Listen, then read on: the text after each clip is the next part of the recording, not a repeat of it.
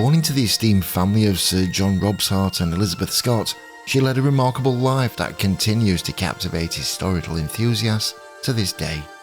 Hailing from the serene countryside of Norfolk, Our Lady inherited a substantial estate and was nurtured within a Protestant household, instilling in her a strong faith.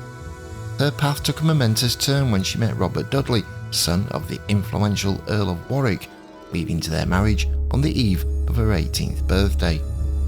Their union was shadowed by whispers of a carnal marriage, emphasising the significance of their love match. From their early days marked by family support and political entanglements to the mysterious circumstances surrounding her untimely demise, their life remains an enigmatic tapestry of love, intrigue and solitude. So join me now as we look back on the unsolved life of Amy Robsart.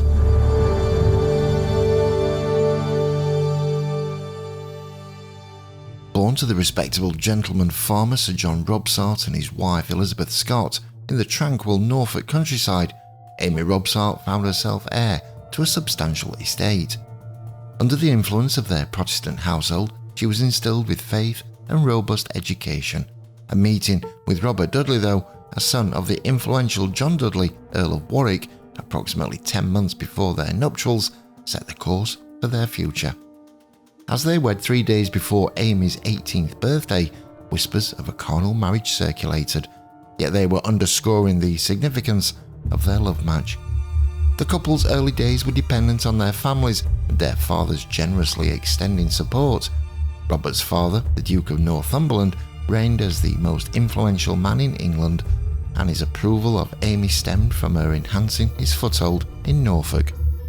The couple were often at court or Ely House with Robert's parents, their lives entwined with the country's political sphere. But their circumstances drastically changed with Robert's imprisonment following Lady Jane Grey's brief rule as Queen, leaving Amy to visit her husband in the dreary confines of the Tower of London.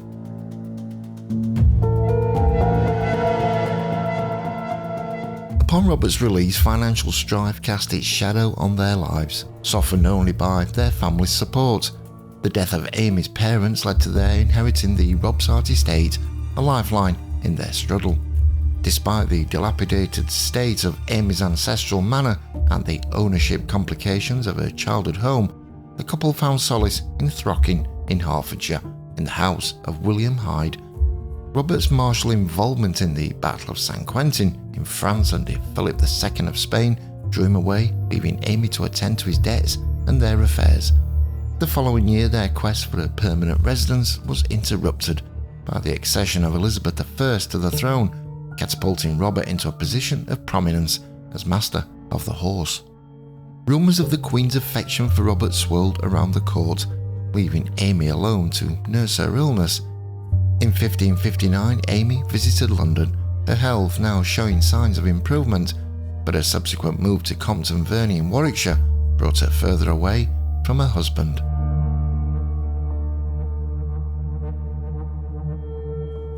Rumours of Elizabeth's romantic interest in Robert were further fueled by speculations of his plans to divorce Amy, and even whispers of plots to assassinate her. Amy, meanwhile, spent her time from December 1559 until her death at Cumnor Place, a 14th century complex owned by their friend Sir Anthony Forster.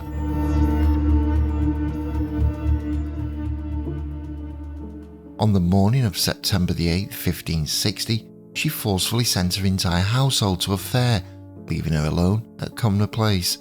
Her peculiar insistence on solitude raised eyebrows, with household staff recalling her furious outbursts at those reluctant to depart. Alone in the grand house, she perished at the foot of a staircase, her death reported to her husband, Robert Dudley, the following day. With a chilling sense of dread and urgency, Dudley implored his steward, Thomas Blount, to investigate. The circumstances were suspect, and the dead woman's maid, Mrs. Pictou, wove an odd tale of her mistress' erratic behaviour and depressive tendencies. However, she maintained that neither murder nor suicide was at play. Her insights fueled Blount's suspicions, as he found it bewildering that such a tragedy could occur to his master. Lady Amy Dudley had risen early and would not that day suffer the staff to stay at home, and was so earnest to have them gone to the fair, and that, with any of her options, she would have made the reason of loitering at home. And then she came to Mrs. Oding-Sells, who refused that day to go to the fair. Lady Amy was very angry with her also, because Mrs. Oding-Sells said it was no day for gentlewomen to go. It was then that my lady answered and said she might choose and go at her pleasure, but every house member should go. Again spoke angrily.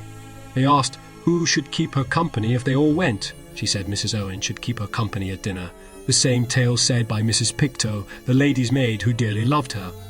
Indeed, my lord, as little time as I have been here, I have heard numerous tales of her that make me judge her to be a strange woman of mind. However, Mrs. Pictou said later, do not judge some of my words, if you should so gather. I am sorry I said so much.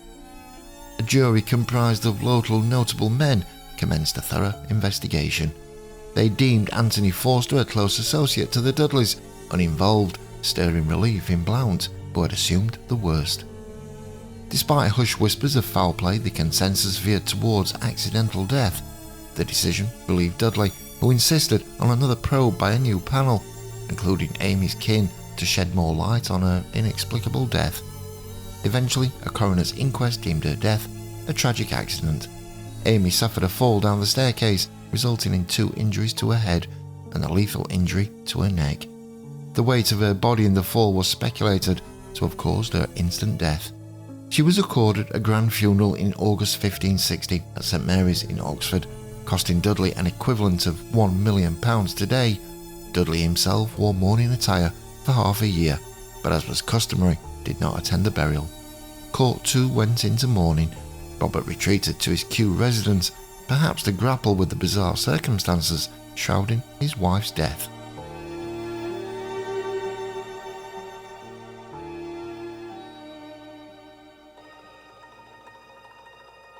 Amy Dudley's demise under mysterious circumstances sent shockwaves through the kingdom, arousing grave suspicion amidst the swirling rumours about the Queen and her favourite, Robert Dudley. Dudley feared the inevitable slander that would follow this tragedy, but at the same time William Cecil, the Queen's secretary, utilised the scandal to stave off Dudley's potential ascendancy as king consort. Nicholas Throckmorton, English ambassador in France, echoed Cecil's sentiments, bringing the scandalous gossip to the fore in the French court.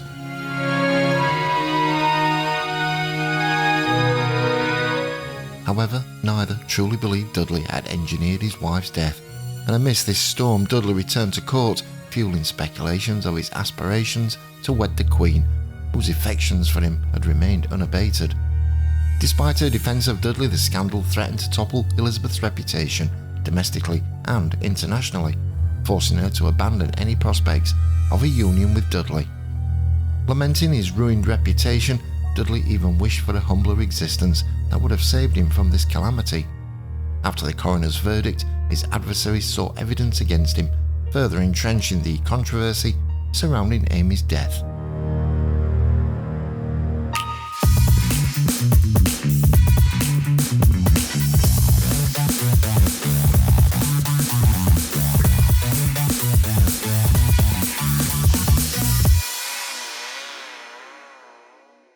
By the early 1560s, tales implicating Sir Richard Verney, a close associate of Robert Dudley, began to emerge, fanning the flames of scandal.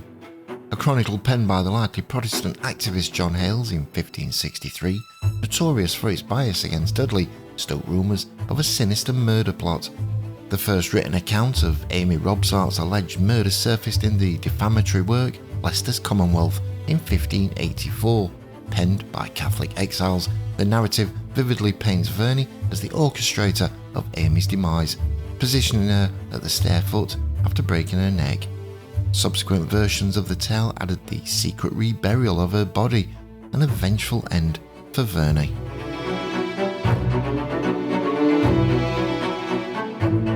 Fueled by the widespread reach of Leicester's Commonwealth, tales of Amy's death evolved into embellished folklore. As early as 1608, her story was alluded to in a Yorkshire tragedy as a handy strategy to rid oneself of a wife. In the 19th century, her tale gained widespread popularity by Walter Scott's best-selling novel, Kenilworth. Yet despite the fanciful nature of these narratives, Victorian historian James Anthony Froude left credence to the murder theory, firmly convinced of Dudley's complicity. Following this, Walter Rye's The Murder of Amy Robsart presented a narrative of failed poisoning and subsequent violence. However, another theory was covertly suggested by George Adlard in Amy Robsart and the Earl of Leicester.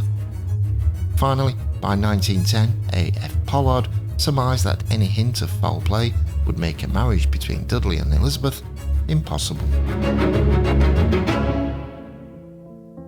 A coroner's report from 1560 discovered in the National Archives in 2008 indicates that Amy Dudley's death could have resulted from an accidental fall, suicide, or violence. However, this finding challenges the prevailing view, and a mere accident could not account for her death. This belief is rooted mainly in the narratives, suggesting Amy was found at the base of a short staircase, her neck broken. Yet her headdress was still immaculately positioned, an odd detail first referenced in the scandalous Leicester's Commonwealth. To reconcile these puzzling details, Professor of Medicine Ian Aird proposed in 1956 that Amy Dudley might have had breast cancer. Cancerous growths in the spine could have made her neck susceptible to breaking under minimal strain, such as a shortfall or walking downstairs, and since this particular explanation has gained considerable traction. There's also speculation that Amy may have taken her own life, possibly due to illness or depression, supported by references to her melancholic disposition and desperation in various sources. Further bolstering the suicide theory, she reportedly insisted on sending her servants away on her death, and her maid Pictou, Thomas Blount, and perhaps even Robert Dudley himself hinted at this possibility.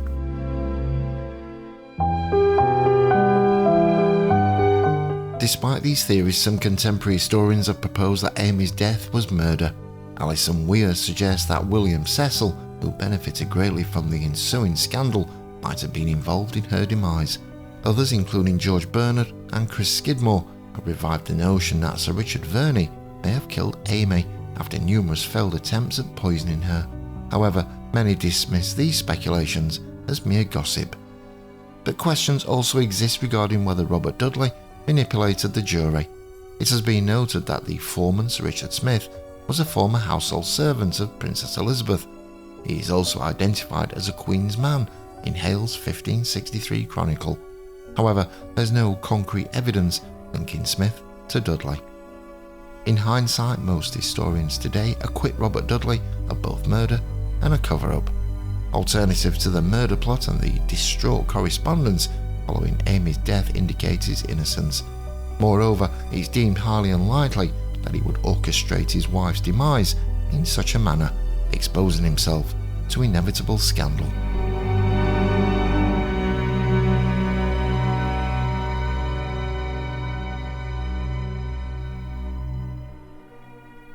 Amy was laid to rest in the sanctity of St Mary's Church chancel in Oxford, but her final resting place was lost to time over the centuries. As observed by Professor Ian Aird, the precise location of Amy's tomb remains a mystery. He noted that contemporary accounts suggest her grave was located towards the eastern end of the holy ground of St Mary's, the Virgin's Church in Oxford. But Amy's memory is not entirely lost. Within the church, despite her grave's disappearance, a commemorative tile serves as a lasting homage to her, its inscription reading, "Amy Robsart, the wife of Lord Robert Dudley, KG, was interred on Sunday, 22nd of September, AD 1560, in a brick vault located at the upper end of this choir." The life of Amy Robsart, a woman shrouded in mystery and intrigue, came to a tragic end, leaving behind a legacy that continues to fascinate. Amy's journey was marked by love and sorrow, from her idyllic upbringing in the Norfolk countryside to her marriage to Robert Dudley, a man entangled in the intricate web of court politics. Rumours of her husband's ambitions and the Queen's affections swirled around her, casting a shadow of uncertainty and loneliness. And then on that fateful day, she met her untimely demise, alone in the grand halls of Cumnor Place. The circumstances surrounding her death ignited speculation, with theories ranging from accident to suicide to murder. And to this day, the truth remains elusive, leaving us to ponder the enigmatic life of Amy Robsart, a woman whose story serves as a testament to the captivating allure of history's unsolved mysteries.